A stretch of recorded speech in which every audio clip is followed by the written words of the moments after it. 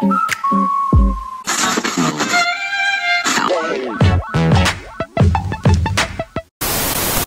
everyone, and welcome to Lazy Lion. Now, if you're someone who's into those classic gothic horror fantasy stories, then Vampire Hunter D Bloodlust will be right up your alley. The story takes place 10,000 years after Earth has experienced some sort of nuclear holocaust, and has now become a science fiction blend of European Gothic literature with the Wild Wild West. A combination that easily makes this one of the most intriguing and visually stunning backdrops. Vampires who, previous to this cataclysmic event, found themselves living in hiding and with dwindling numbers, now saw an opportunity to rise once more and have their day in the sun. Well, okay, maybe not sun, but you get the idea. They set this new world up in a way so that they're right at the top of the food chain, even referring to themselves as the nobles. And whatever humans did survive the nuclear war, now have to live in fear of becoming their next prey. Now, Gothic horror stories like to tell tales of young women being taken from their beds in the middle of the night by some nefarious creature. A trope that the creators of Vampire Hunter D Bloodlust decided to use themselves, by quite literally starting their opening scene with an unnamed evil rolling into town in the dead of the night, only to then show a young woman lying in bed who is all of a sudden lifted into the air by some invisible force and whisked away. The only clues hinting to the identity of her abductor being bent crosses and a broken mirror, which naturally has her family assuming that a vampire is the culprit. If that's so, then this calls for a professional, and that's where our protagonist D, the vampire hunter, comes in.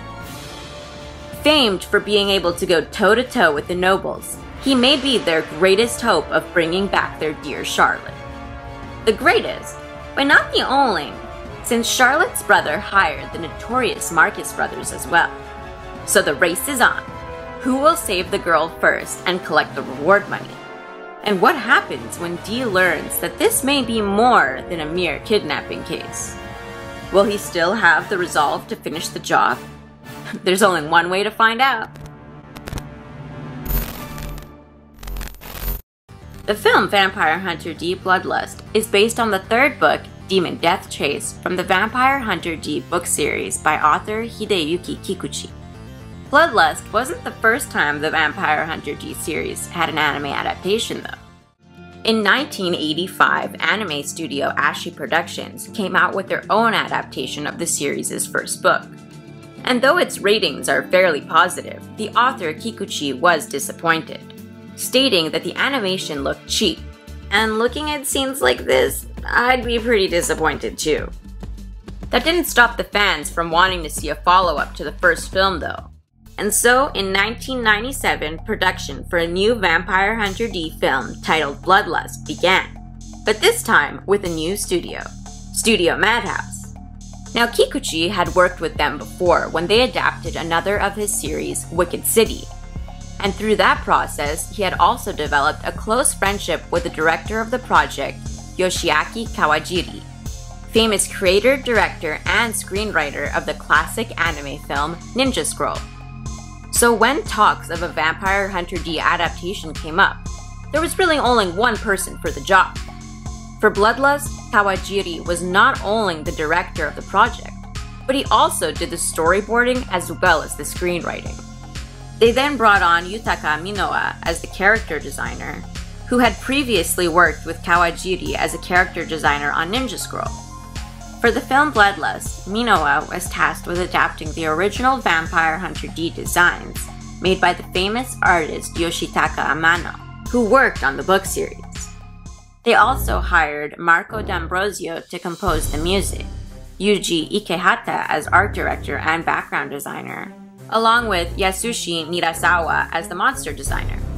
The film came out in the year 2000 and had its premiere at the Montreal Fantasia Film Festival, right alongside another anime film we previously covered, Blood the Last Vampire. And just like Blood the Last Vampire, Vampire Hunter D Bloodlust's audio was also in English. Great minds think alike and all that, I guess. Wanting their film to screen in American theaters, the Bloodlust production team made the decision early on to dub the film first in English. Even when it was first played in Japanese theaters a year later in 2001, the audio was still in English, only now with Japanese subtitles. Now, who is Vampire Hunter D? Unfortunately, not much is revealed about Vampire Hunter D in the film, and you'll probably have to dig through the book series to find out more about him. But there are some key things that we do find out about him in Bloodlust. The first being obviously that he's a vampire hunter, and it turns out a darn skilled one at that. So why do people seem to treat him as a pariah?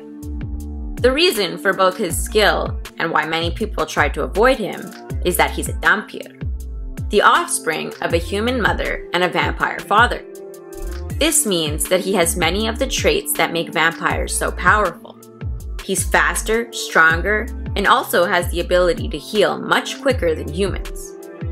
Unfortunately, he also shares some of their weaknesses. He might not burn when exposed to direct sunlight, but he does suffer from sun sickness if exposed to it for too long. He also suffers from a thirst for blood, but only when his life is in danger. Still, it's probably best not to get too close. Poor guy. He's not completely alone though, for he does have some type of parasitic creature living in the palm of his left hand, which brings a whole new meaning to tap to the hand. This parasite, who is simply known as Lefty, is both sassy and talkative, which is a perfect counter to D's more silent and stoic temperament.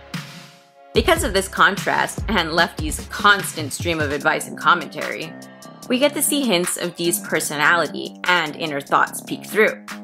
Things which he seems determined to keep hidden deep within, which of course only makes him all the more compelling in our opinion.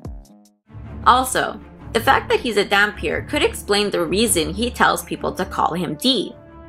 This is because historically, people who were thought to be born of a human-vampire union were given the names dhampir if you're male and dhampira if you were female, meaning that D's original name could potentially be dhampir, and D is just a nickname, something he chooses perhaps to in some way give himself an identity separate from solely what he is. These things check all the boxes of what makes a protagonist of a gothic horror story great. Mysterious? Check. Tortured soul? Check. Misunderstood? Check. Lone wolf? Check. Taciturn and moody? Check and check. All this makes Vampire Hunter D the perfect Byronic hero. And we didn't even mention his dramatic opera cape.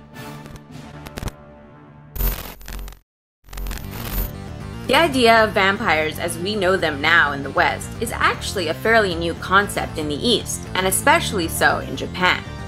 Not to say that Japan didn't already have its own fair share of yokai and spirits, which also had vampiric elements, because they did, such as the Nuke-kubi, the Roku-rokubi, and the Nureona. But they wouldn't be what we'd categorize as modern vampires. Also, why they all gotta be female? To explain how Western vampire lore entered Japan, we'll also have to take a brief look back into the origin of vampires as we know them today. Now, the idea of an undead or immortal creature that consumes human blood is not a novel one. In fact, the first recorded mention of such a creature originated in ancient Mesopotamia, which spoke of an entity known as Lilitu, who may be more well known by her biblical name, Lilith. And over the centuries, people have continued to be intrigued by the occult. It wasn't until the 19th century, though, when we would finally get a glimpse of our modern-day vampire. It's widely agreed on that the first novel to give birth to our modern idea of the creature known as a vampire was by the Irish writer Sheridan Le Fanu, with his iconic Gothic vampire story, Carmilla, which came out in the year 1871. In Bloodlust, we actually see Carmilla make a cameo as the Countess Carmilla, where we see not only the literary references to Carmilla, but also the historical inspiration for her character, which was taken from the real-life Hungarian serial killer Countess Elizabeth Bathory, who was accused of vampirism. Then, 26 years after Carmilla was published, Bram Stoker released his novel Dracula in 1897, who is probably the most well-known vampire in existence. Though well received in its time, it wasn't until the 1922 German silent film Nosferatu by F.W. Murnau started touring Europe and then America that Bram Stoker's Dracula finally got the attention it deserved. Soon, Hollywood took notice, and Universal came out with their own vampire film in 1931, titled Dracula. It became so popular that it even made its way to Japan. And this is where the modern idea of vampires from the West entered the consciousness of Japanese people. From then, vampires started appearing in Japanese literature, but were presented more as sort of cautionary tales about foreigners, much like Stoker's Dracula, actually. Then, after World War II, Japan, as a way to deal with their frustration towards the American occupation, started becoming more interested in creating dark fantasy horror films. The horror wave, as some put it, really hit Japan and the rest of the world when Hammer Horror released their film The Curse of Frankenstein in 1957, which was then quickly followed by their film The Horror of Dracula in 1958. Soon, the whole world was making their own vampire movies, Japan included. One of the very first being The Lady Vampire by Nobuo Nakagawa, which was released in 1959. And the world's fascination with vampires doesn't seem to be dying down anytime soon. Not only do we see multiple movies and shows with vampires, but there's also a ton of manga and anime out there featuring vampires as well. From Vampire Princess Miyu to Vampire Knight, to Hellsing, to Castlevania, and to our very own Vampire Hunter D Bloodlust. A mesmerizing story that's sure to keep you enthralled. At first, you might come for the visuals, but you're sure to stay for the mysterious characters and in-depth world building. If you guys are curious, we do have some bonus content over on our blog. And feel free to leave us a comment down below. We do read them all, it just might take us a while to respond. Now, as usual, if you guys enjoyed this video, don't forget to click that like button to let us know. And if you want to see more videos like this, you can also hit that subscribe button. Thanks for watching, stay obsessed.